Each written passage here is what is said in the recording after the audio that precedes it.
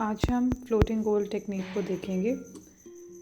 मैं 3 कलर्स जो हैं वो ले रही हूँ, एक्वा ब्लू, डार्क ब्लू और गोल्ड।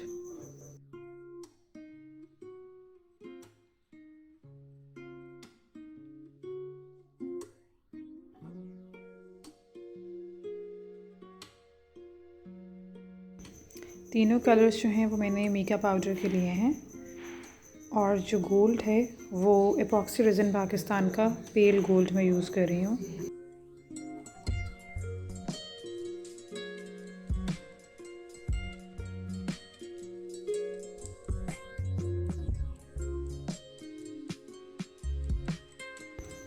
सबसे पहले मैं डार्क ब्लू जो है उसकी पोरिंग करूँगी और side by side aqua blue की भी मैं पोरिंग करती जाऊँगी।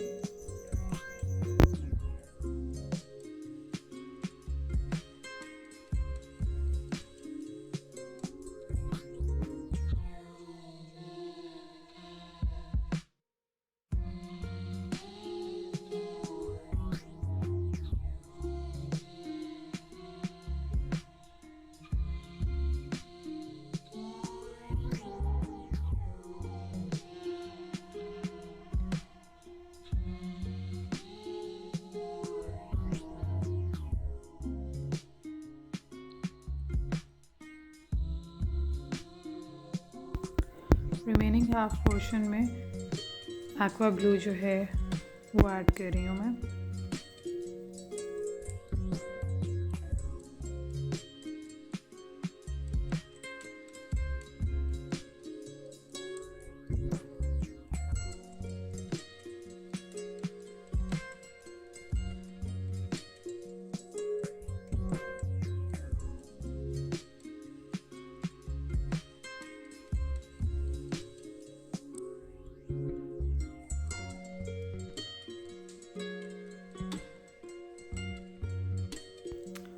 थोड़ा सा स्वेल कर रही हूँ ताकि जो है वो जो दो कलर्स की पार्टीशन बहुत ऑब्वियस है वो थोड़ा सा मर्ज हो जाए और दोनों कलर्स जो हैं वो ब्लेंडेड से नज़र आए।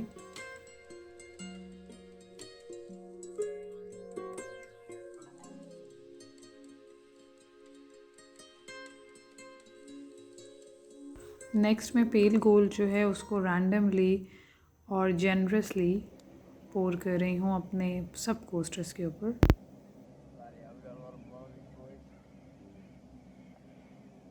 फ्लोटिंग गोल्ड इफ़ेक्ट के लिए ज़रूरी है कि आपने जो गोल्ड अपना पोर करना है वो कलर्ड रेज़न के ऊपर ही पोर करना है। एम्प्टी मोल्ड के अंदर एक सेक्शन जो है वो गोल्ड का नहीं पोर करना। इंस्टेड आपने अपने पोर्ड लेयर के ऊपर ही एक गोल्डन की लेयर देनी है। Now I am just mixing the whole colour ताकि वो ब्लूज़ के साथ थोड़ा सा ब्लेंड हो जाए।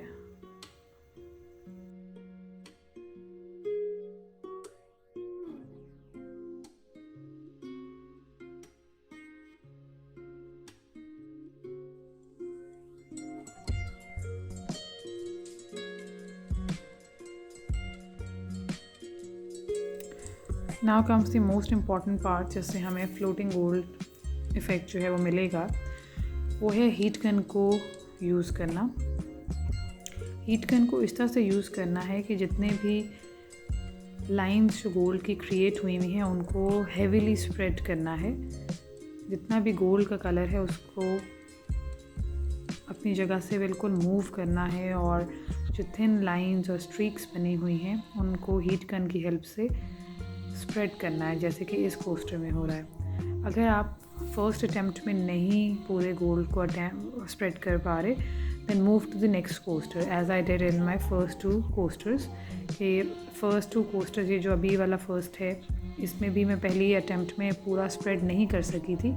सो I just move to another coaster instead के एक ही कोस्टर को तब तक हीट करते रहें जब तक जो है आपका गोल्ड स्प्रेड नहीं हो रहा। उससे आपका जो रेज़न है वो बर्न हो जाता है और जो क्योर्ड कोस्टर होता है उसका टेक्सचर कुछ अच्छा नहीं आता।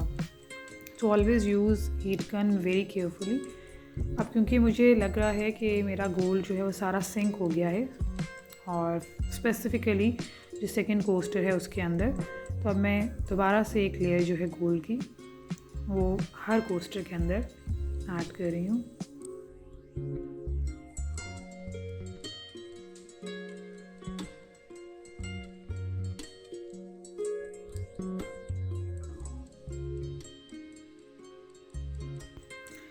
और एक लेयर दोबारा से गोल्ड की देने के बाद I am again using the heat gun and I am spreading the whole gold colour.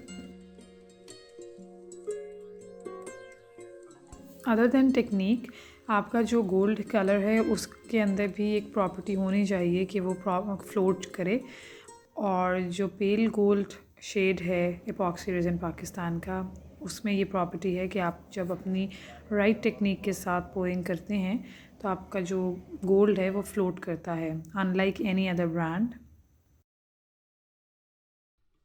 तो if you are doing the technique in a correct way लेकिन स्टिल आपका गोल्ड जो है फ्लोट नहीं कर रहा, then try to change the brand of your gold makeup powder and you will definitely get this effect. So now as you can see कि जहाँ पर भी गोल्ड था उसको मैंने अच्छे तरीके से स्प्रेड किया है और कोई भी वो थिन स्ट्रीक या लाइन जो है अब विजिबल नहीं है, बल्कि जो गोल्ड है वो फ्लोट करना स्टार्ट हो चुका है।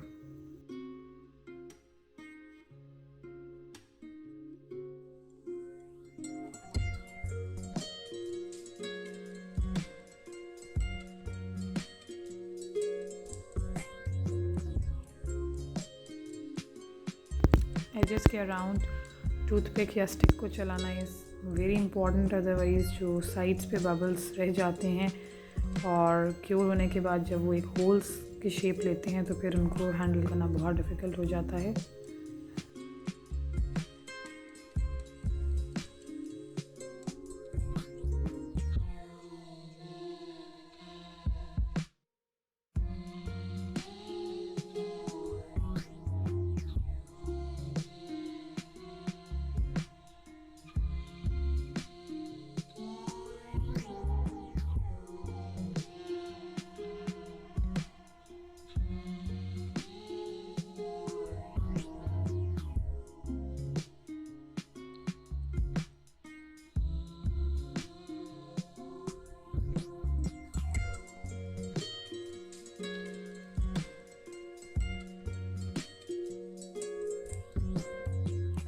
So this is how floating gold technique can be done.